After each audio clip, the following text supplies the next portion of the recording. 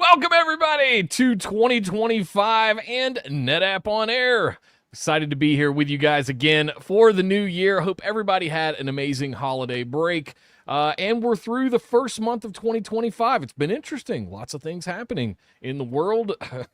Some interesting things around AI, some interesting things around the tech sector in general. But as always, I'm your host, Nick Howell. Thank you so much for joining us to kick off the 2025 season of NetApp ONAIR.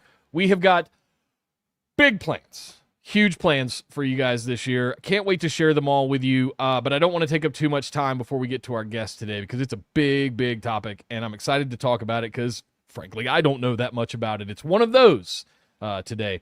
First and foremost, you got to get into Discord. We have surpassed 5,000 people in the Discord community. Thank you all so much for joining us in there. And I promise you it's not chock full of employees. It's mostly day-to-day practitioners that are just solving each other's problems, and it's fantastic. So come join us, netappdiscord.com or discord.gg/netapp. If you know Discord, if you have an account already, you can just type that into your browser.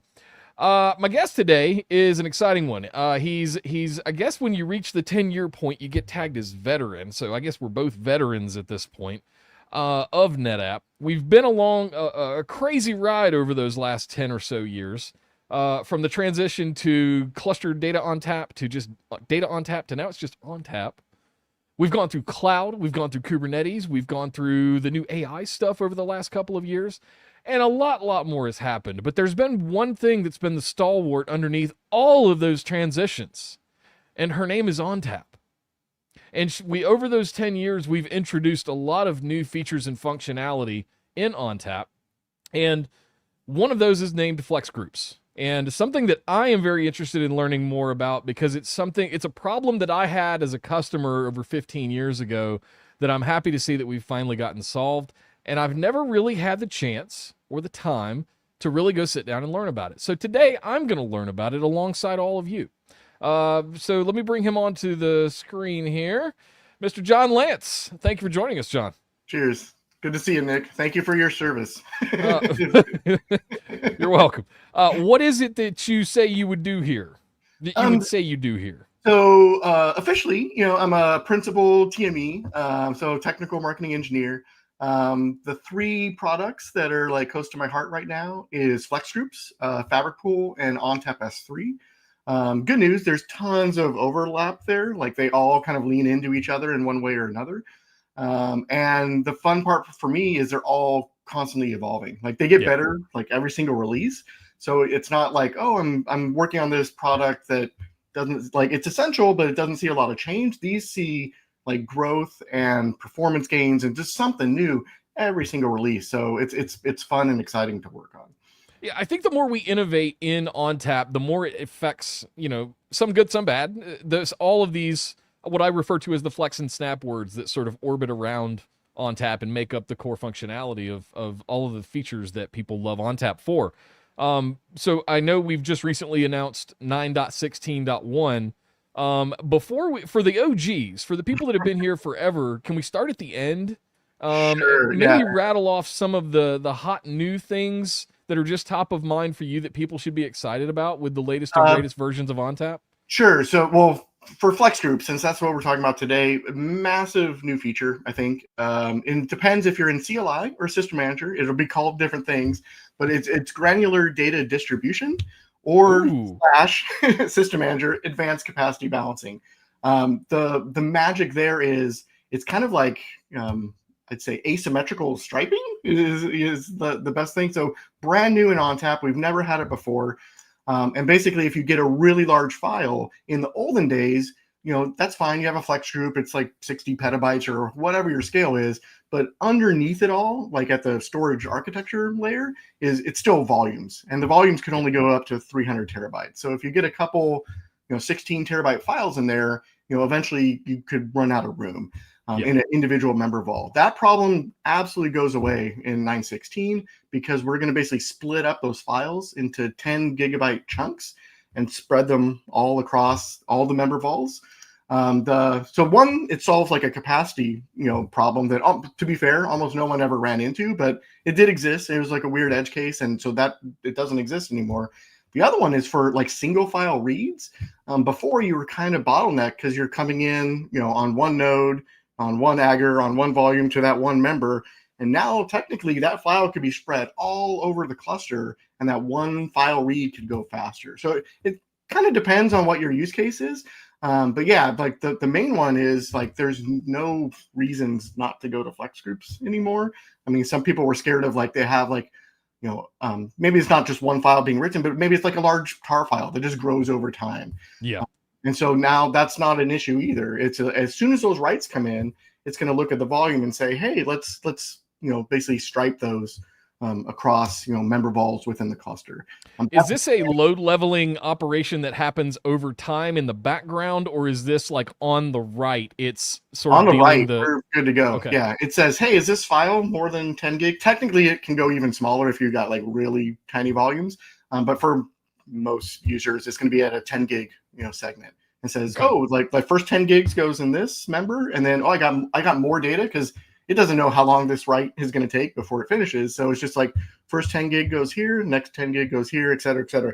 And to your point, it does spread it, around using the same heuristics that FlexGroups normally does. And that's always about, trying to make performance the number one priority. So no changes there, but the striping is brand new. Yeah.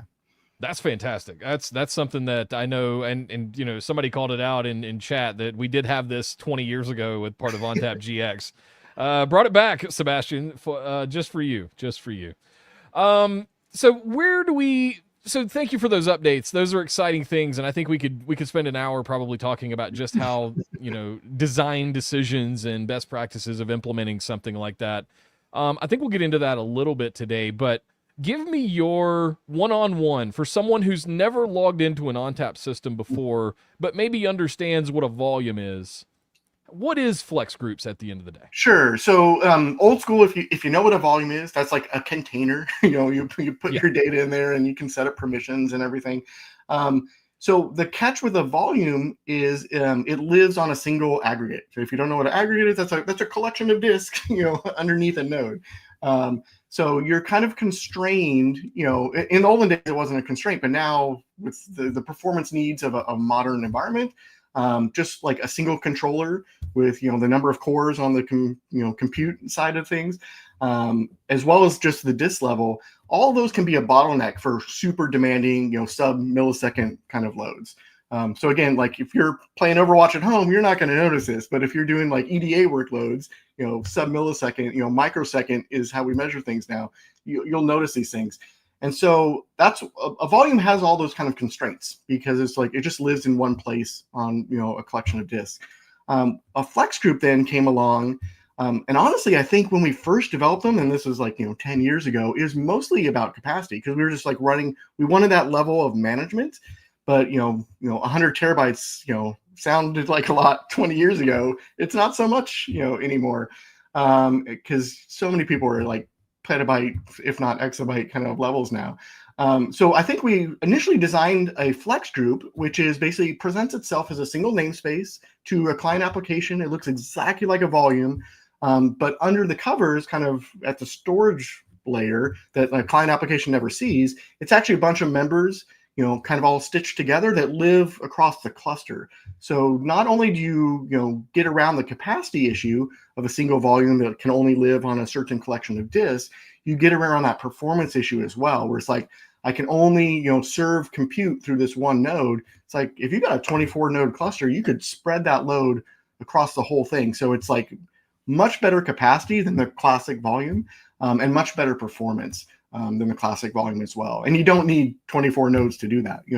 A 4 node, 2 HA pairs is going to have, you'll notice right away a significant difference in terms of performance of, a FlexGroup, workload versus just a classic FlexVol. So on the front end, is it just a dotted line kind of meta volume of volumes? Yeah, that's a good way to think of it. Like from the front end, if I'm just like creating a volume, it's going to look the same. Like we try to make that as easy as possible. I think FlexGroups, again, 10 years ago, like got a bad rap when they first came out because infinite volumes, I think, is what we were calling yeah, them. it wasn't even, it was something else entirely. And they were complicated and hard to set up and provision and all that's honestly, that's like before my time. Like I've heard the horror stories, but We used that's to not joke how it internally is. that it was infinite up to a certain point, which was kind of the weird thing. Anyway, marketing. So now most customers will run out of hardware before their volume, hits a max. Like seriously, it's a 60 petabyte limit nowadays. Wow. Okay. And it's as easy as provisioning it and saying, enable large volumes in System Manager. It's super simple. ONTAP takes care of all kind of the back end stuff. So you don't have to kind of make those weird provisioning decisions and micromanage everything. It's literally, I want a bigger volume than 100 terabytes. Click that button and it'll scale it out, across the cluster. And the I other updated thing, my system yesterday to 916. I've got a C250 back here. I nice. updated it to 916, and I went in and created a volume, and I saw for the first time the checkbox in the System Manager wizard for volume creation. It was, would you like to create a flexible group? I can't remember the exact words, but I went, oh, there it is. Yep. Because previously I had only known it as something that you could do via the CLI.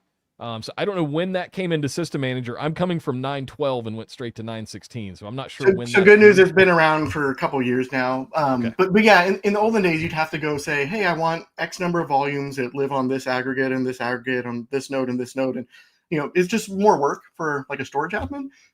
That you don't have to do that anymore. Like every now and then there'll be like an edge case where you want to absolutely fine tune, everything. But for the vast majority of people, it's just like create the large volume. And then ONTAP is going to go through and make those decisions. And just so you know, because capacity is easy nowadays, in terms of we're mostly fine tuned for performance. So we want to squeeze, the max performance out of these volumes. Now, will ONTAP, can you give it a level of automation where it'll just start moving volumes around to different disk groups and aggregates based on performance requirements or so it things doesn't that necessarily move the it doesn't move the volumes around because again we're trying to hide that there's member vols underneath. What it is doing is moving data around. So it is kind of balancing data based off of your performance expectations. By default, what the way it's doing it for most customers is if you're sub 1 gig kind of files but mostly metadata based operations or something, we're going to look at the directory structure because we already know all that kind of stuff. Right. We're going to try to put all the data in the same member vol just so it can go much faster. If I do an LS or something, it's like, ta-da, the data is there screaming fast. That's 90+% of customers.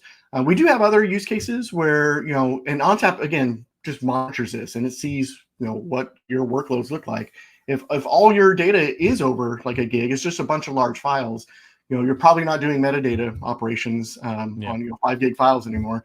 So now let's spread them around the cluster more so you can get, the performance enhancements. And again, even with the other ones where we're kind of like doing it local to member based on a directory, we're still spreading direct. So directory 1 will be on, member 1 over here.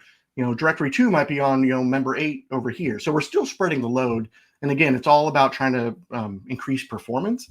But your mount point in your junction path doesn't change. One place. Yeah. To any client, it looks like a volume, like it always has. And that's the thing. It's like, don't think of FlexGroup as just like the one volume to rule them all, and you only have one volume on the. You still have as many volumes as you want because the control plane is still at the volume level, whether that's a FlexGroup or a classic volume. So if I want to say tier the data in this volume, but this other volume I don't want to tier my data, I could have a FlexGroup 1 over here and FlexGroup 2 over here and have completely different settings on them. Same with like snapshots and everything else that happens in ONTAP is just a volume at the end of the day. So there's still some design considerations here. This isn't just a set one big massive flex group for everything and forget about all of the basics. Correct. There's still some things you have to do under the covers. Yeah, it's just the volume can. So in most environments, I would expect to have many volumes, whether that's a classic vol or a FlexGroup volume. Define what apps are running in which ones and set up settings based on your workloads. So that part doesn't change. It's just that those individual volumes now get to harness the power of the whole cluster rather than kind of like this volume only lives on this node. And so if this node is subject to a bunch of workloads, it can get bottlenecked and pegged. And that won't happen, with a FlexGroup because it's spread all over the thing. Yeah. Let's pull some questions up real quick while I'm chewing on that, because I have some questions myself. Sure. Alex threw in there, is there a, quote, preferred type of workload for FlexGroups? Is this a large files read-write or thousands of small files that need distribution? It works. So good news, it works good for both. I'd say the one type of workload, it's less about a big file or a small file, because we're going to do a pretty good job about balancing those out and trying to get the most performance, whether it's, and they do require different kind of performance, philosophies under the covers that we take care of. So it's less about the file size, and honestly, it's more about your directory structures. So again, how we kind of place things, say it's a small file workload, and if my directory is super flat and I just have like billions of files in dir1, that's we're gonna stick that on one member until we realize, oh my gosh, this one member has too much data on it. Then we'll start balancing it out. But out of the gate, you're not getting that big spread that if you had 10 directories, for example, that those all 10 would be like spread out over different members, and you'd be leveraging the entire cluster much better than if everything on your system lives in one directory. So it's less about don't think about the file size so much. ONTAP is gonna place the files and basically fine tune for performance under the covers based on whether it's large or small. And it's really about, if everything's stuck in one directory, I think then you kind of you'll see, you hopefully, if you're not digging around, you won't even see it, but you'll see capacity kind of balance issues more, I think, that way. Yeah, good question, Alex. I was thinking about that one myself. Dylan also asked, is there a difference between a volume built on or I'm assuming in a FlexGroup, and a volume toggled to be a large volume? Yes. So in the olden days, so there's two types of volumes that I guess we're talking about today, is the FlexGroup volume, and then we have the flexible volume, which is like the OG kind of volume. Back in the day, those were limited to 100 terabytes, and you just couldn't get more. And so that's when FlexGroups came around and said, hey, we can solve for that 100 terabyte problem, because it's really a bunch of volumes underneath a single namespace. Nowadays, FlexVols themselves, so this is not a FlexGroup volume, a classic individual volume, can go up to 300 terabytes. So what was 100 terabytes just a couple of years ago is now 300 terabytes there. And so that's, I think, what they're going to call a large volume, like in System Manager, versus I think they might call it a distributed volume for the FlexGroup. The difference, just call it a volume. It doesn't need an adjective. We're moving in that direction. But so good news, FlexGroup takes advantage of both. So you can have you can have a FlexGroup that's all 100 terabyte volumes under the covers, or it could be a FlexGroup that is all 300 max terabyte volumes under the covers. So it's just to answer the question, a large volume technically is any volume that can go up to 300 terabytes. And the FlexGroup is a bunch of those, put together into a single volume. Yeah, Dylan, the naming of something called a large volume and that indicating that it's any different than a traditional FlexVol is what's confusing there. FlexVols are FlexVols are FlexVols. We don't have the concept anymore of large volume, regular volume. They're all volumes, all FlexVols go up to 300 terabytes. What we're talking about today is the ability to take multiple 300 terabyte FlexVols and put them under a similar namespace that can be mounted from the front end, from any server, from any workload, frankly. But Waffle and ONTAP under the covers just knows where the files that you're trying to access are, which volumes they live on, which aggregates those volumes exist on. Am I getting all of that right there, Chris or John? Sorry. Pretty darn close, yeah. Okay. I'd say the one quibble I'd have, I don't know that large volume support is enabled by default. So I think if I plugged in a cluster today and set it up, the classic FlexVol would max out at 100 terabytes. I have to go in either in System Manager or CLI, check a box, run, enable to get the 300 terabytes. Give me a second. I don't know that I have 300 terabytes, but I don't know that we care. But I'll try it out while we're on the thing here. I'll try and create a 300 terabyte volume and see what happens. Okay, so great question, Dylan. Thanks for clarifying that. Where do we go? I know you've got some slides. Is now a good time to pull that up so we can maybe look at some diagrams and maybe that'll clear some of these. Sure. Like sometimes, a picture is worth 1,000 words kind of thing.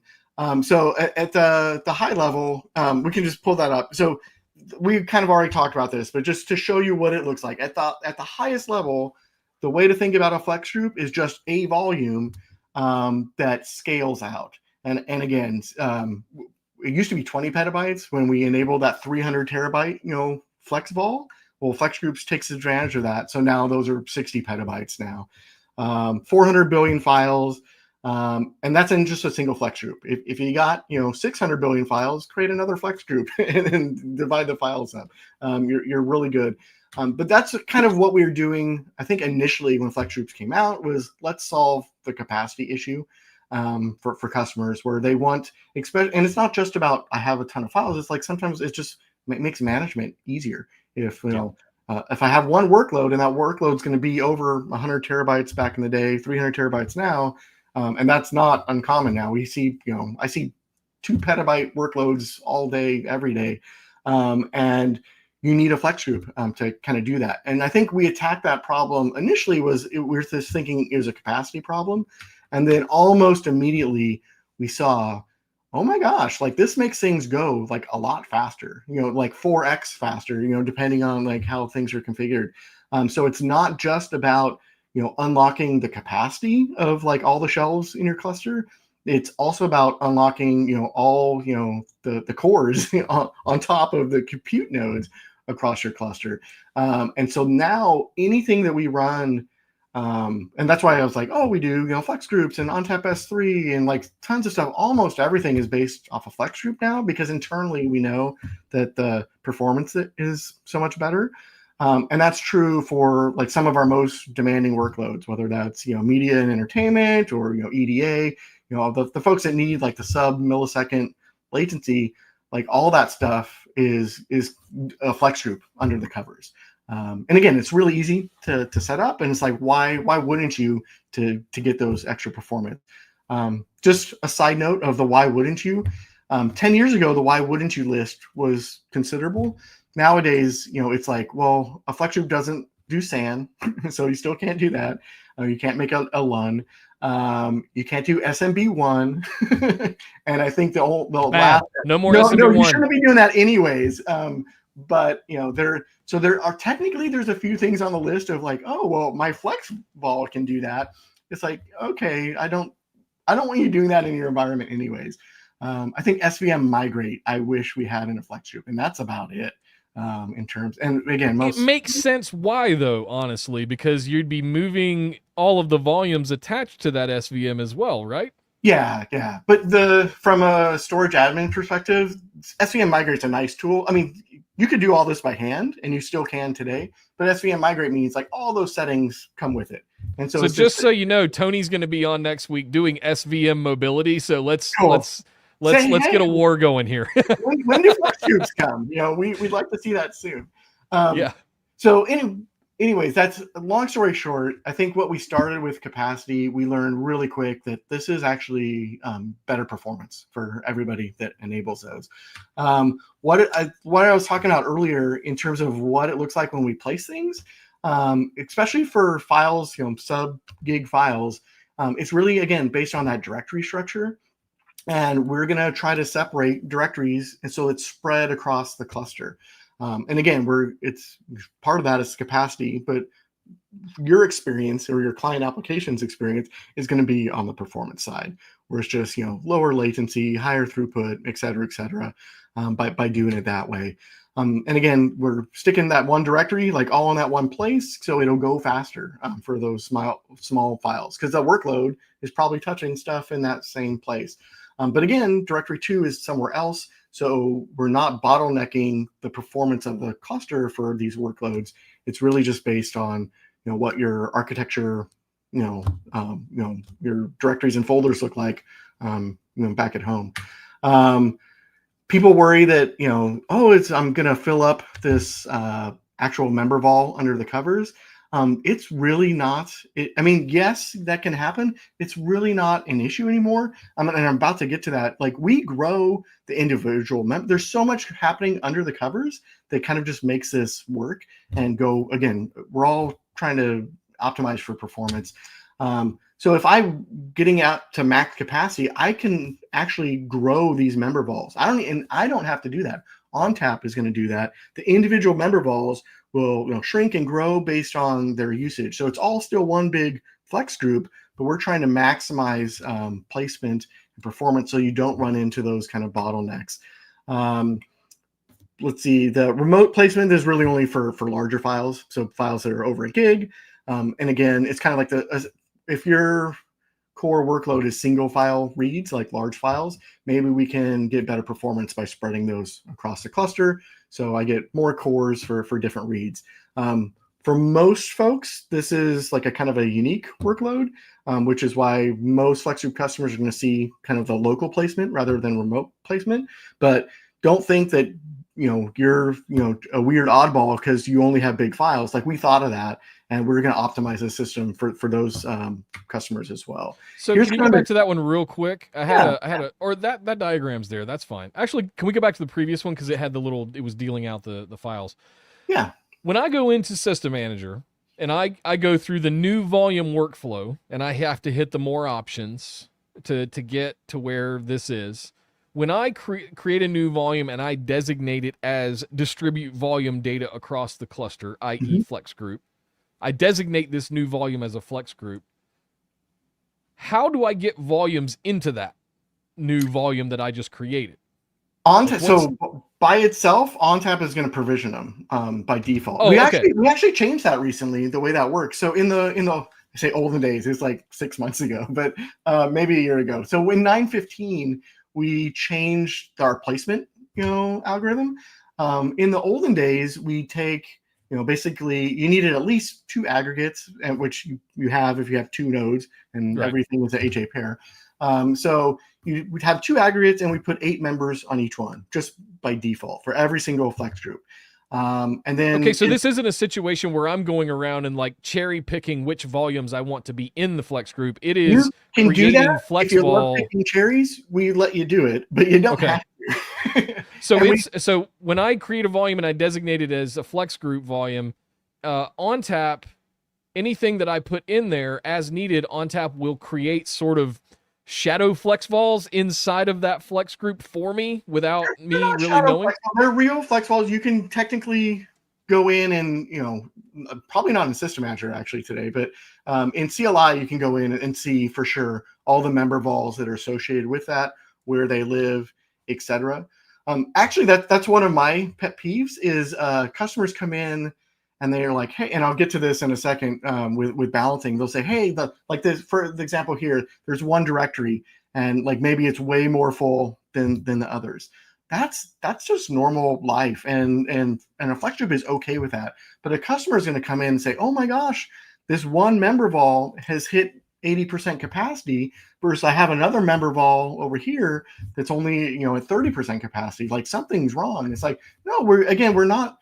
Don't like micromanage the member vols with like a spreadsheet trying to see all the numbers are exactly the same. Again, ONTAP is trying to maximize performance.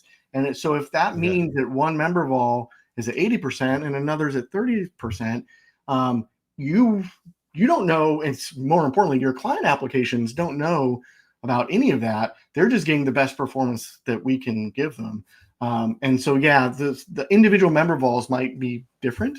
Where you really need to think about adding additional capacity is like at the flex group level. And even that, I was going to show, we have, so the proactive resizing is kind of what just happens. You don't have to turn this on at all. This is just the member vols will get bigger or smaller based on, how much data it is. So it'll steal data. We're not, we didn't change the size of the flex group. We just, stole capacity, from the logical space of the member vols because, hey, this one member vol needs more. And that's okay because it's a hot one and we got lots of data and stuff. If you want to, and I'll show you I think I have a picture of the actual screen. So auto grow, so here it is, is auto grow will actually change that entire flex group. So here's the flex group comes in, and I don't have enough capacity for that write. So this is like a big 10 terabyte file is going to land. And I couldn't even, necessarily steal it from other places maybe. And so we're going to trigger the actual volume itself will get bigger, and we'll basically provision the individual member vols underneath. I was going to say we used to use a ton of member vols. Basically it was like 16 member vols underneath the covers was kind of the default. In 9.15 that changed, and so we don't now. It's like 4 and 4 on the different aggregates instead of 8 and 8, just because the performance gains technically exist, but it's like very, very small for having all these extra vols. And for customers that have lots of flex groups, that eats into your volumes over time. So, and again, most customers don't do that, but we 100% have customers that hit like, I can only have 1,000 volumes per node, and that's because I have so many flex groups kind of thing. So we reduce that number basically in half. The one place it didn't get reduced in half, because you do see the performance gains, is on the brand new controllers. So like the A70, the A90, the A1K, all of those I think get provisioned. They're still not at the old 8, but I think we go 6 volumes per agger there, just because they will see the performance gains. I mean, those are beasts in terms of controllers. And again, a flex group, as much as it's about big capacity, it's really about trying to get maximized performance. And so we'll by default, again, you don't have to do anything. This is just when you set it up on a A70, you'll have more volume than if you set it up on a FAS or something like that. So is there a max volume count quantity? Yes. Yes. That can be members of a flex group? No, good one. So yes, there is. It's 200, and so that part hasn't changed. You're like, oh, shrug it off. Okay, no, people run into that.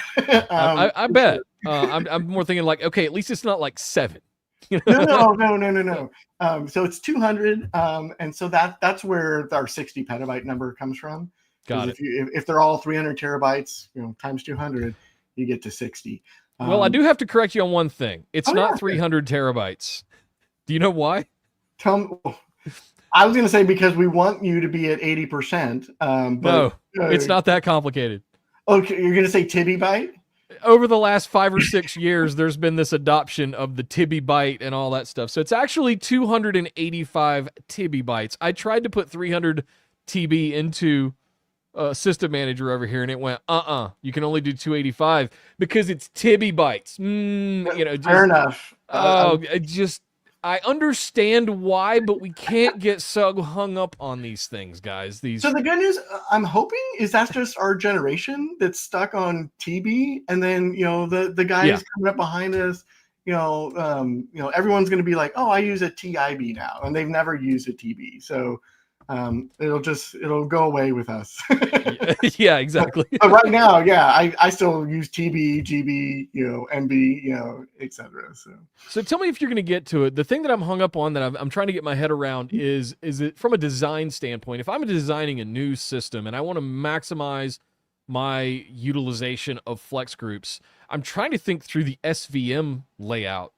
And even my LIF layout, does the LIF layout of an SVM change when you're considering using flex groups, or does all of that stuff sort of stay the same?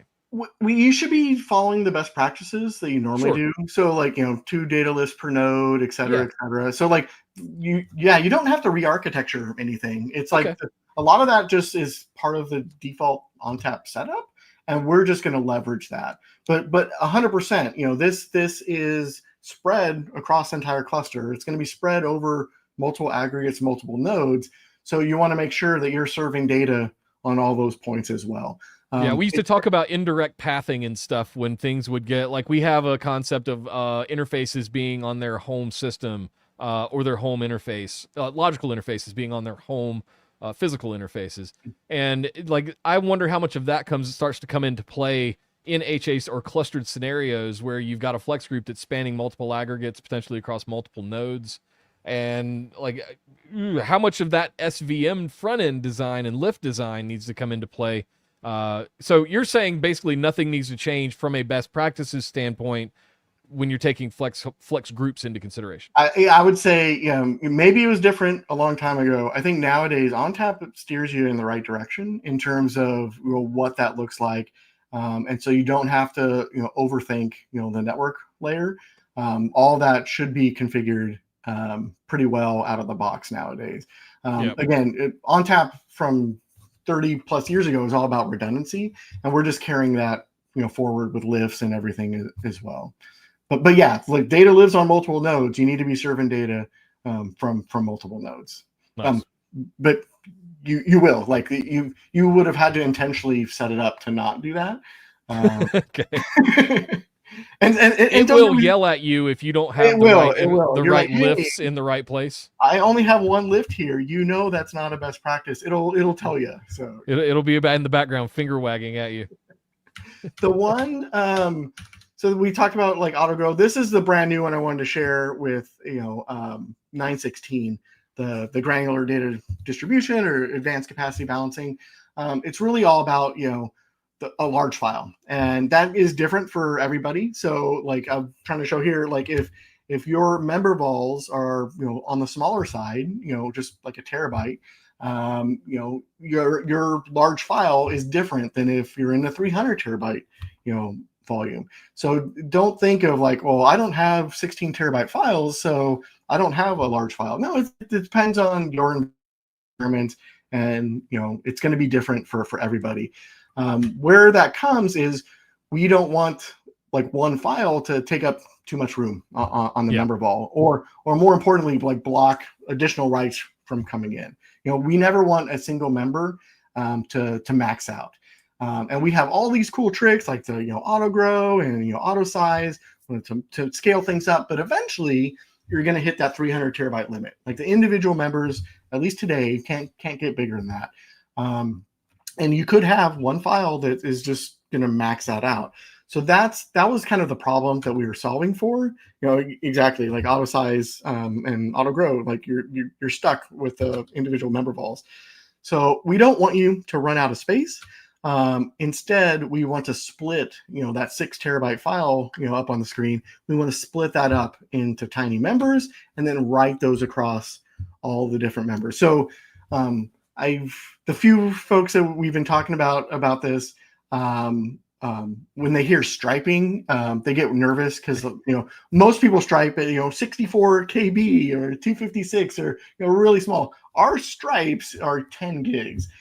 So don't think of it, and they could be different sizes. Like, so they're depending on the volumes that they land in and stuff. So it's really super large stripes, honestly asymmetrical in terms of, the layout. But the whole point is we don't max out member vols, anymore. And you can't even do that with like a large file that's growing over time. It's just not going to happen. We're going to spread that out over. The number one thing here is to make that edge case go away. But it was an edge case that existed. And good news, it has gone away. And just like everything with FlexGroup, you find neat things, as we start playing with it. And I think the thing we found, just like we did with FlexGroups, 10 years ago, when it's like, oh, we're designing for capacity, but it turns out performance got dramatically better. We're seeing for a single file read, if I can spread that workload across multiple nodes, maybe that single file read can even go faster. Well, again, not designed for that, and it won't always work like that for everybody. But the core point is just to split it up, and you don't max out a single member vol anymore, even with large files. And again, a lot of folks are saying, oh, well, all my files are like 4K, and that's okay, but it's good to have peace of mind for that you won't run into that now that you're on 916. And then for the customers that do have large files, that's where the real peace of mind comes in, because even most of them probably never experienced an issue here, but like we don't want them to, and so now it's a sure thing that we're not going to have to worry about that. It's kind of scary to me that we're seeing enough people have files that are terabytes and terabytes in size that would require us to do something like this. That's like I'm sitting here going, who the hell is creating 10 terabyte files? Like outside of 4K movie production studios, like I'm struggling to like. Are we doing image resolution at that size? So some of it is so it's not just, so I think the easy one for us to wrap our head around is absolutely. If I got a movie and it's 4K goes to 8K, that's going to be a bigger file. It's also not easy to wrap your head around, but some of like the EDA workloads where it's like, oh, we were, at 10 nanometers just a couple years ago, and today we're at 2 nanometers. The file sizes have increased, literally exponentially under the covers. So it's not just, your movie, looks sharper on your screen. It's, the files that they're doing to punish their chipsets with, those get bigger too. So there's lots of, and, here's one that's the least exciting of them all. It's just a log file that grows. And, I got to sit on this. I've been collecting data for X number of years, and, my tar file is too big now. So not sexy whatsoever, but it's a legitimate file that can get big over time. So those exist too. Archive your log files, guys. Yeah, you're allowed to shoot them off once a month, once a year, like something. You don't need to keep 10 years of logs in one file. Anyway. Hopefully the takeaway. So I think if your environment has these big files, then this is a really good peace of mind. But for everybody else, just know that you might never leverage this. Not everybody has 10 gig files, and technically for folks in really, really small environments, we can go down to 1 gig in terms of like the segments. But not everyone will use this, but it's a nice little peace of mind to have in the background. And for those that do leverage this, it's huge. It's huge.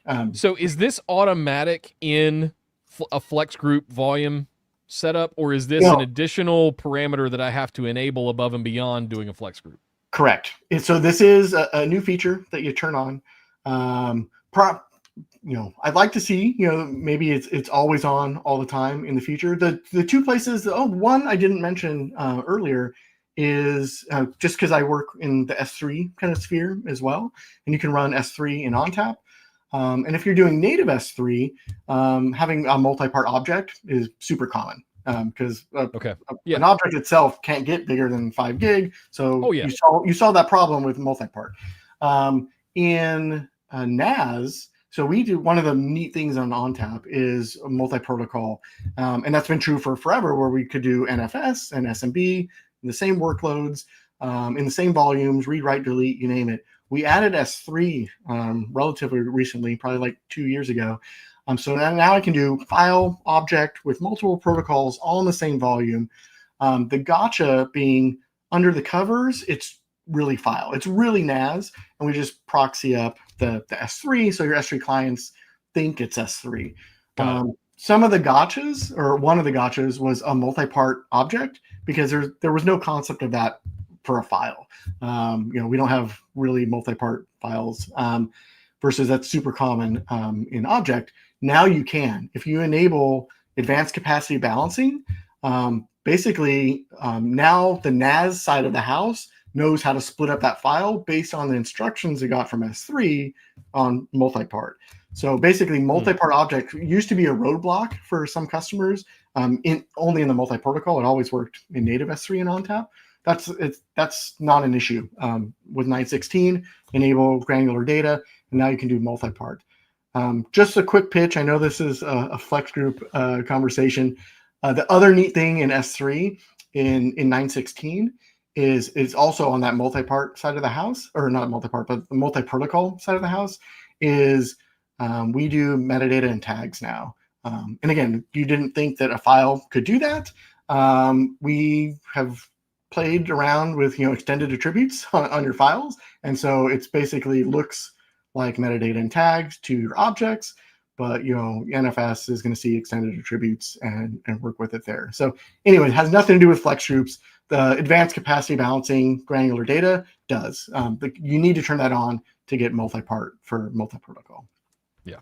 I noticed tagging and stuff was when the new system manager loaded up after my upgrade yesterday. I noticed there was tagging in places I hadn't seen it before. Cool. And I'm really excited about that because I've been on kind of my pulpit, my soapbox for the last couple of months about how that is going to be the thing. Data classification is going to be the thing of 2025 as people gear up and tool up for AI and RAG and things like that. Like you can't just process dirty data. So I think things like FlexGroups, things like this striping stuff are going to help people really get organized. And if we can promote the ability of things like tagging and get people to take metadata seriously and classification seriously, this effort of consolidation and organization, becoming a librarian, curating your data, curating your folder structures, tagging everything. This is one small part of what it's going to take for everybody to get to AI at some point. I love seeing us introduce these sort of like core fundamental storage values as a part of native ONTAP. We saw that with that because, again, tags were their kind of day one. Is with multi-protocol, we'd have a customer that comes in, it's a NFS application that's gathering the data, taking satellite images or whatever it's doing, and then we'd stick it into volume, and now your S3 app can go do additional work on top of that. So it'll actually look at the images and say, oh, here's the trees I'm looking at, tag it with trees, or here's the trucks, tag it with trucks, etc. So it can do all this in additional labor with a completely different protocol that's not even file anymore. It's object, all in the same volume, or bucket, depending on what client is pointing at it. So cool stuff for ONTAP. Really cool. All right, so striping done. Where do we go from here? Hopefully no one. I haven't seen the chat, so hopefully no one's brought this up. But I wanted to talk about balancing because this comes up all the time. So let's skip through. Do want to point out. We did have a question about virtualization, so maybe this is a good tee up. For VMware workloads, each VM is on its own directory. So is that distributed on a per VM basis? Are we keeping those components together, or are we distributing those various files that make up a virtual machine across different volumes? It's going to see the directory and stick it there. So like your VMDK is all lands on one spot. But VMDK1 will be over here. VMDK2 that comes from a different directory will be here. So we try to spread it out so you can harness the power. What effects does that have on your deduplication and data compaction numbers? So if you're good news, that kind of stuff out? We haven't even mentioned like storage efficiency and stuff. So storage efficiency is almost identical in a FlexGroup, but there is a difference. So the difference is the aggregate. At the end of the day, we do cross volume storage efficiencies, add cross within volumes in the Agger storage efficiency. The one gotcha is if I have the exact same file that lives on a volume, say it's on vol1 on Agger 1, and the exact same file lives on vol2 on Agger 2, they're not going to be able to dedupe because they live on different aggregates. Different aggers, yeah. If I have the same file on vol 1, 2, 3, 4 on Agger 1, all the dedupe applies. And so it's the same as always. But it's like as you add additional aggregates, we can only kind of dedupe within that same collection of disks. So there is a little downside. The way I normally explain is like, a FlexVol is different than a FlexGroup. So, on the grand scheme of things, you might see a little less storage efficiency, but you see a lot more performance. So, it is different. You get, 6 of one, half a dozen of the other, and it depends what you value more. But again, a FlexGroup nowadays, we're fine tuning for performance because that's what most customers are looking for. Yeah, when they're looking at these all flash systems, that's really what they're designing for. Pardon? Yeah, I said when they're looking at these AFF systems, they're buying these systems for performance. Because they go fast. Because they go really freaking fast. Yeah. And we've got plenty of options that will satisfy your capacity needs as well. But please don't spend what you're going to spend on a very crazy, screaming fast. I'll tell you guys an inside joke. These things are so fast that instead of AFF, we used to call them FAF internally. And I'll let you use your imagination as to what that stands for. But these things are screaming fast. Please don't spend that kind of money to be a capacity system. We have C-Series for that. We have FAST for that. If you're doing long-term archival of things, if you have secondary tier kind of workloads, that's what those are for. But like, buy the big AFFs for performance. That's what this is. I feel like this is really designed for. And as a Firewall guy, I have to give a pitch. Is like, yes, 100% buy, SSD, NVMe, like whatever you need for the high end, because when you're using that data, you want it to go as fast as possible. the second, or not the second, but 30 days or whatever the number is, when you stop using that, we can tier it off and put it on the cheapest disk available. So it's not, don't think of like, I have to provision my entire system with the most expensive disk. That's, nobody does that anymore. It's now, I provision my workload on the most expensive disk, but when that work is over, I can tier it off to basically HDD in the same cluster. And if I touch it again, it'll become hot again. But I don't at have the block to level. It brings back individual like chunks, right? Yeah, like super fast. It's crazy how fast it is. So fabric pools are another option there to look into. But yeah, to the FlexGroup part, it's about performance, because there's a million other tricks that we can do to make things less expensive for data that doesn't need the performance nowadays. Yeah. But yeah, well, to answer whoever's question, the storage efficiencies in terms of dedupe, at least, it needs to sit on the same aggregate. Okay, that was mine. Okay.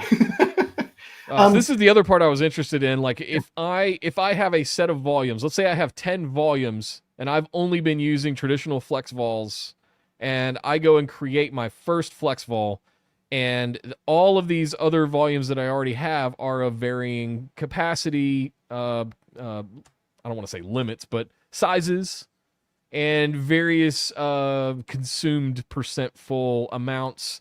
And I want to take these 10 volumes and shove them into a brand new flex group I just created. What's going to happen? That's exactly where I was going, because I think that's a number one concern. Because I think I don't know where we crossed the threshold, maybe 2 years ago, 3 years ago, where people weren't scared of flex groups anymore. They're like, this is the way forward. They saw that we were building everything internally with a flex group. And so they started converting volumes. And initially that was like a harder process. Nowadays it's just, I'm going to convert my volume, and it becomes that classic vol becomes a flex group vol. Where I was going to go in terms of balancing is you have a couple options, because at least today, when I convert a classic flex vol into a flex group, the classic flex vol just becomes one of the members of the new flex group. So say it's a 8-member flex group, one of those volumes is that initial volume that I already had.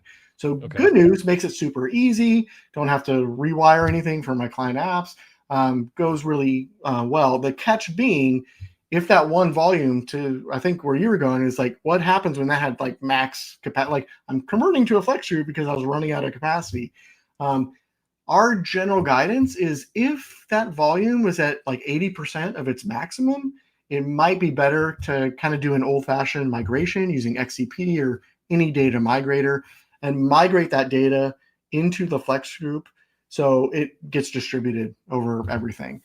If personally, and I think this is not just personal, it's the guidance of everyone that's worked with flex groups, if it's sub 80%, I wouldn't worry about it.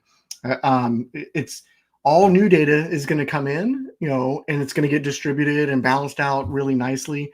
And whatever was pre-existing doesn't get worse. It's just won't take advantage of the flex group performance gains on day one. As you do regular churn, I do deletes, I do new writes, etc. It'll start to get balanced out. And that's where I was going with. Let's get past the S3 stuff. So everyone wants their volumes, to look, exactly the same. And I've had many customers, like they come in ready, they got their spreadsheet, and like, hey, look right here, this one is too full and versus this one, and you will 100% see that with your conversion scenario. Like, it's by default, it's going to be too big, or just have an unbalanced nature. There, I'd say look at the max volume size that you want, whether that's 100 or 300, and then decide, did I cross 80% of that? So 80 terabytes over here, or what, 240 on the other side? If you haven't, don't worry about it. It's going to balance itself over time. And again, we're optimizing not for capacity. It's all about performance. So as you write new data, it's going to start spreading out into these volumes. And over time, you come back, 2 months from now, and it's like it wasn't an issue ever, provided you have a decent amount of churn in those volumes, kind of thing. The other one, So this came out in 9.12, and so I kind of want to steer customers away from this for the reasons that most of them are thinking about. Is because most of them see this and they know that there's a feature in ONTAP that lets you automatically rebalance everything, and that's true. But we really only want you to rebalance if there's a performance issue, and out of the box there probably isn't. But if one does exist, starting with 9.12, so this goes back a ways, and it got, I think, even better with some improvements we made in 9.14, but it's been around a while. We can rebalance the data in that volume, but my counsel, like to you, is like, don't, especially for you like that just converted that volume, it's probably better if you don't. If it was super, let's do that migration conversion to begin with, where it's just like, some data migrator is going to automatically balance it at all. But if you do the like the non-disruptive, in place conversion, and it's sub 80%, I wouldn't even worry about it. It's really, we want you to use, the rebalance feature when your workload is a problem. Like when, for whatever reason, I got, just a couple hot files. And again, most customers don't experience this, but it exists. I got a couple hot files and they all live on one node. I wish I could like rebalance them around. So that's why I would use this. I would not look at the spreadsheet and say, this one's at 80%, this one's at 30%. I want to click the rebalance button.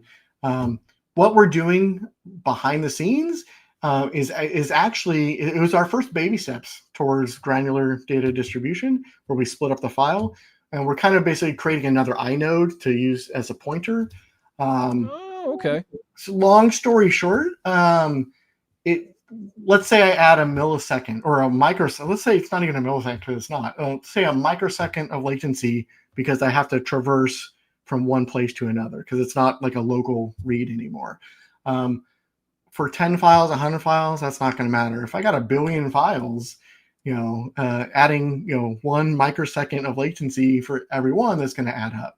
So it's like the old Depeche Mode song, everything counts in large amounts. Like, we don't want you rebalancing everything just because you saw the capacity, because you could actually hurt performance. You should only be rebalancing if performance is an issue, so that way, those, say I got 3 big files, I can spread them across the cluster better than if they just lived on one node kind of thing.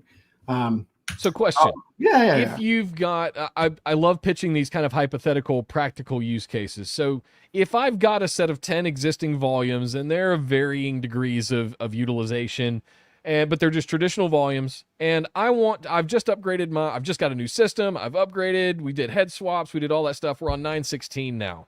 Mm-hmm. Your guidance, your suggestion is, if you've got the time and the ability and the patience to do it, create a brand new volume, new FlexGroup, and use a tool like XCP to migrate the data from the existing volumes in there so that it gets distributed evenly from the onset, and then you can just do away with the old volumes. Am I interpreting that right? You're really close, really close. I wouldn't even put it onto time and patience. I would literally look at the capacity. And say, is it over 80% of what my member vols in my new FlexGroup are going to be? If it's over 80%, then I would go the XCP route or the migration route, so that everything's going to be balanced. Don't have to worry about it. But if it's, say I got 50 terabytes, I would save time. Like, you don't have to do anything. Like, I wouldn't worry about it like whatsoever. Yeah. I'm going to try that out and come back. Cool. No, I've actually got a practical use case. I'm going to test that out. Maybe I'll make some videos about it. That's really cool. All right. We got a few minutes left here. Do you think we need to hit on before we get out of here? Just everything's in. We're trying to get everything in XCP nowadays. We're trying to move away from CLI. And, obviously, all that exists. But for folks that are brand new to ONTAP, I think, good news about ONTAP is it's always had a reputation of, the high performance, manageability in terms of I can do almost anything I want in this cluster, and I can fine tune it and customize it and dial this knob over here and plug this thing over here to get the absolute best performance for my specific workload. But with that came this idea that it was like really hard and complicated. And every single release, we're trying to move that into like a GUI now, so it's a lot easier. So a lot of these things where you might have had experience with FlexGroup 10 years ago, and you're like, man, that was a lot of work. I had to provision all these different member vols on all these different aggregates, set up data lifts and nodes everywhere. Like that nowadays, that's a checkbox, and we've had so many customers at so many petabytes / exabytes out there nowadays that we take that data too and we fine tune it. So like just the default provisioning out of the box when you check a box now is golden for the vast majority of customers. So I don't long gone are the days when or I hope that you're thinking that, oh man, I'm intimidated by CLI and I don't want to go in and have to manually do stuff or have to read up a bunch of docs to figure out how to do this. It's all in Blue XP now, or System Manager, which is like Advanced View Blue XP. So we make it a lot easier, and that's true for most new features going forward. Every now and then, a random one slips through the cracks, and it's like, oh, this is a RESTful API only, but it's like, okay, 5 customers use that. But for the ones that matter, and you'll see, personally, I think you'll see that performance boost on a FlexGroup, like in any modern cluster. And I provision stuff on a FlexGroup for sure. And all that happens in System Manager or Blue XP nowadays. Yep. I think I've got a good question here to sort of close things out because it's something we haven't really touched on yet as it applies to FlexGroups. And that is we had a backup ninja that we both know show up in the chat. One, Mr. Kevin Hascote. And he asks a very salient question here about we're used to dealing with snapshots and mirrors and vault policies and locks and things like that. How does all of that dynamic change now if I'm putting all of those volumes that I'm used to working with inside of this additional context layer container of management called a FlexGroup? We try to make it as easy as possible and think of it as a volume. So yes, like you as a storage admin, you know that all this magic is happening under the hood. In terms of data protection, we want you to think of it as a volume, whether it's 1 terabyte or 5 petabytes. It's still protecting the data. What I think changes is the scale. Obviously, gets bigger and bigger. You got to restore operations, etc., are going to take longer. So just be aware that restoring something on USB stick is a lot faster than restoring 10 petabytes of data kind of thing. Yeah. But we're pretty good about SnapMirror and the various and even third parties, VMs, Commvaults, etc. We want to work with them. We're pretty agnostic about what works best in your environment. We want to make sure that is working for you. That's going to be true for data protection. That's true for tiering, with Fabric Pool and stuff. It's just the scales of it. Moving that amount of data, over the wire takes longer than it did in the past. Same with running those jobs internally. If I'm a SnapMirror is super efficient, it's just like looking for delta of change, from point A and point B. But if delta of change could be a petabyte nowadays, so it just that can take longer. So it's not. Hopefully, it's like the complexity isn't the thing that you really need to consider. I think scale is what we need to consider. We're trying to make things easy as possible and work the same as they did on a classic volume, but your scale is longer. Things are going to take longer, so just be aware of that. Is there anything preventing you from doing things volume to volume if those are members of a FlexGroup? Can you still do all the traditional things we're used to doing? A lot of there's a couple of things, like SVM migrate doesn't exist kind of thing. Okay. There's a few others where it's just like the settings. It's less about can't do something. It's more about the settings have to be the same on both sides. I can't SnapMirror from a source FlexGroup into a destination FlexVol kind of thing. Gotcha. So you want source and destination to look the same. So those kind of things are implications people have to think about. but I think at least the one that I see on a weekly basis is just the scale is just different. More than incompatibilities. I think most people get source and destination should be pretty similar. It's just, man, I wasn't expecting this to take so long because I got That's 10 petabytes. I got so much more data now. Yeah, it's not a 25 terabyte volume anymore. It's 10 petabytes that you're trying to snap mirror in Delta across the wire. So yeah, it's gonna take a minute to get through that. We had some other questions come up. Thank you, Kevin, as always. We had some conversation going on in the chat about VMware and like just in general, like how does VMware, we talked about this sort of in a way, but the way VMs are structured is each VM has a folder of various VMX and VMDK files and change in Delta files and all of that kind of stuff, lock files, things like that. With the way FlexGroups works, it's not going to put those files that are in that one folder per VM on different aggregates, correct? Correct. And I'd say if you're a user that has just, I got a VM and I'm running a job in there, you're probably not going to see a huge, difference. Yeah. Where at enterprise scale though, like I see a lot more customers with, I got 100 VMs, 200 VMs, email yesterday, 20,000 VMs. And if I'm, rebooting them all at the same time, a FlexGroup is going to help like dramatically because it's spreading that over. Because I got, all my 100 VMs are on different volumes, different aggregates, getting the horsepower from the nodes above them. To your point, RW, it's probably not just, one VMDK is you're not going to see a big difference. But in the environments where they're standing up, hundreds of VMs and hammering them with, sometimes it's the same workload across them all. They're going to see a big improvement by going to a FlexGroup. We used to talk about boot storms with virtual desktop environments. There's still things like that. That's still a thing. Yeah, it's still a thing.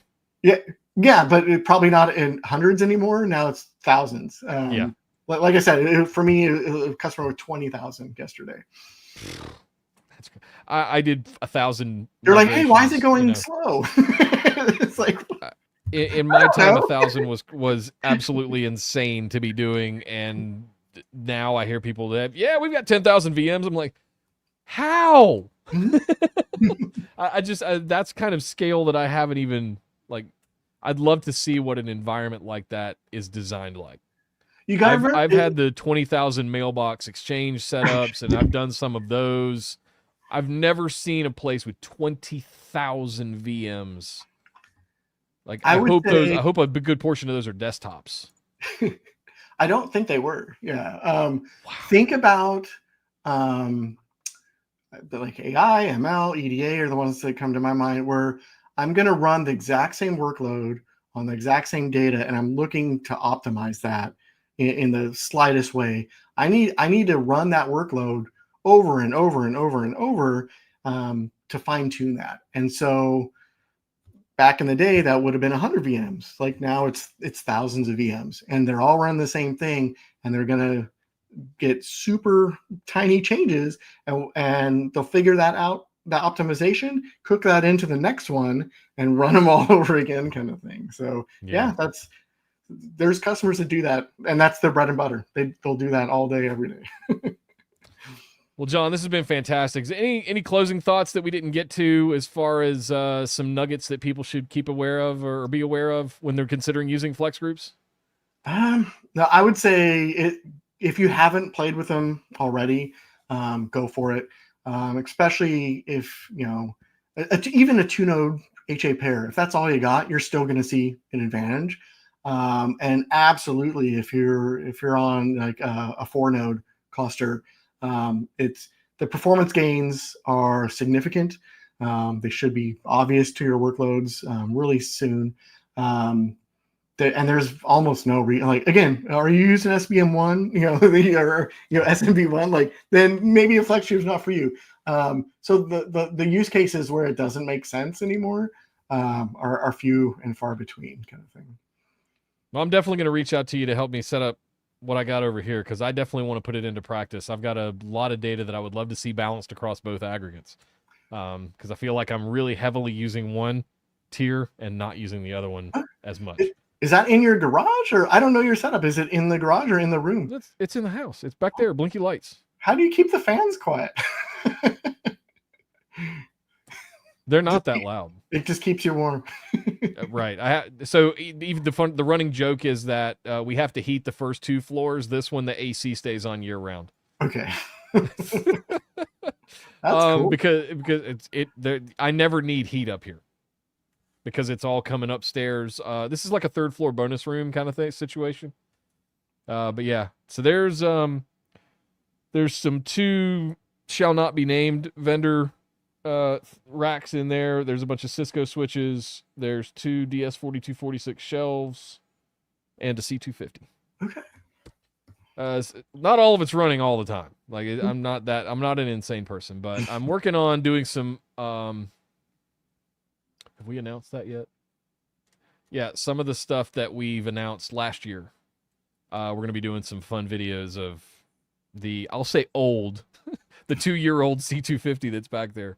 We're going to be doing some head swaps. We're going to be doing some migrations. We're going to be doing all kinds of fun stuff. So I'm working on loading it up with a big sample data set that I have, 50 plus terabytes, and I'm going to show a lot of that stuff off non-disruptively. So we'll be making lots of videos and content about that. That's one of my favorite parts of being at NetApp is like the rate of change, just like the tempo of operations is really fun to be around. So yeah. And that's 15 terabyte drives, where you name it. Pardon? Yeah, 15 terabyte drives. Yeah. We got 30s and 60s now. 60s, What? Just 2 years ago. It's insane. Like I saw that I think it was Western Digital had developed 128 terabyte. Like we all know the P Word does their custom thing with PCI cards or whatever, but like actual drives, 2.5-inch, 100+ terabyte drives.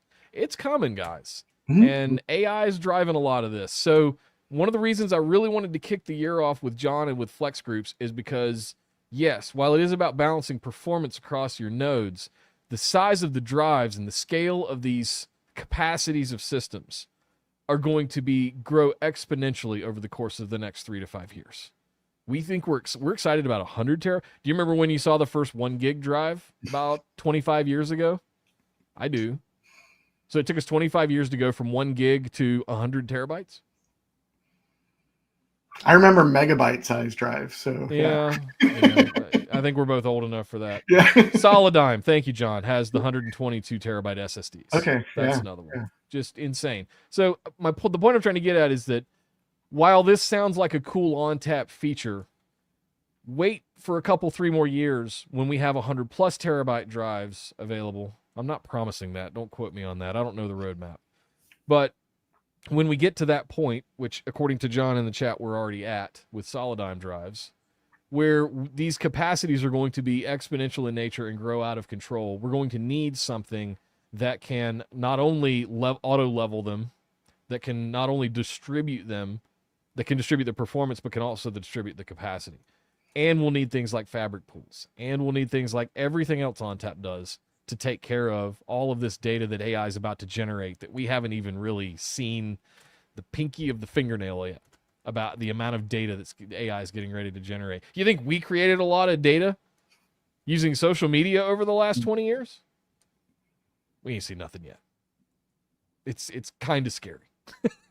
The amount of just generative data that's about to, especially once AGI takes off, and then if we get into super AI and that starts creating its own data sets and its own, like we're about to see data on scales that we aren't ready for.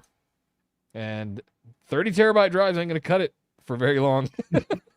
So FlexGroups are necessary. ONTAP's necessary. These kinds of things are necessary to make sure that we are prepared for these kinds of data sets going in the future and these kinds of workloads going in the future. So John, thank you so much for being on here with me today. I think this is a perfect episode to kick off the new year. And I'm excited to try some FlexGroups. I'm probably going to be reaching out to you on Teams. Happy to help. So we can, Again, they're pretty easy now. It's not like you remember them from back in the day. So. No, well, yeah, I still have the infinite volume PTSD thing going on. It's not like that anymore, guys. But we struggle with that still today. No, there's some. I'm trying. What I want to see is if I can get this all migrated, if I can make some content about it, or we can do like a live episode of it, like a live demo of it for the audience here of like what an actual FlexGroup kind of setup looks like. And after 2 to 3 months of it being there, what does it look like after the leveling has done its job and ONTAP has sort of just taken over? So looking forward to that kind of stuff. Happy New Year. Happy 2025 to you and everybody else in the audience. And John, any final parting thoughts before we get out of here? One that has nothing to do with NetApp, but I heard you're a big wrestling fan, and I was curious what started it. For me, I saw a bootleg VHS of WrestleMania 3. So I was just curious, what was it for you? We were like, oh, this is, pretty cool. I'm going to try not to get upset, okay? Huh? When I was a little kid, I'd go over to my grandfather's house, and it was in the boonies of South Carolina. There was no cable TV. He had one of those giant satellite dishes in his backyard that you had to wait for it to turn so that it would tune in and stuff. And this was in the 80s before WWE was really, I guess it was just really firing off, but you still had the territories. So you had to tune into different like stations and networks and stuff across Atlanta and Tennessee and North Carolina and New York and things like that. But you had to, so my grandfather was really into professional wrestling, and he chain smoked non-filtered Pall Malls. And I would sit on his lap and he would watch these wrestling events, and Ric Flair, Dusty Rhodes, all of these guys that were coming up in the 80s as a little kid. And it hooked me. And it was one of those things that I sort of kind of like bonded with my grandfather over. That's awesome. And so it's always stuck with me. It's always been kind of part of me. I genuinely enjoy the soap opera of it because that's all it is, guys. It is athletic as hell, some of the stuff that these guys do, especially in modern times. Not so much 30, 40 years ago. But nowadays, the kind of athleticism and gymnastics that they're doing. But what I sign up for the story. I sign up for the soap opera.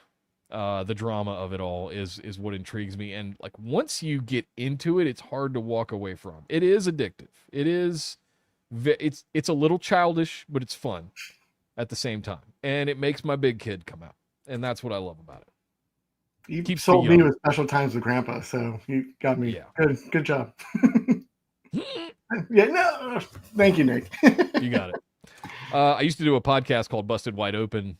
We ran that for about 5 years. It was a live stream as well, and that was a lot of fun. So, yeah, going down the memory lanes here. But anyway, Hascoat showing up with the Von Erichs pulled him in as a kid. Yeah. Don't get me started. All right. Don't pull my string. We got to get out of here. We're way over time. Thank you guys so much for joining us today. John, we will have you back as soon as possible because we got a lot more stuff to talk about. You mentioned Fabric Pool. You mentioned ONTAP S3. Those are very high on my list to cover as well. Cool. So we'll get you back on here. But thanks for joining us today. I appreciate it. Just happy to help. A few parting words for the folks here, and we'll get out of here for today. But thanks again, John. Happy to be here. Hope to be here soon. Yes.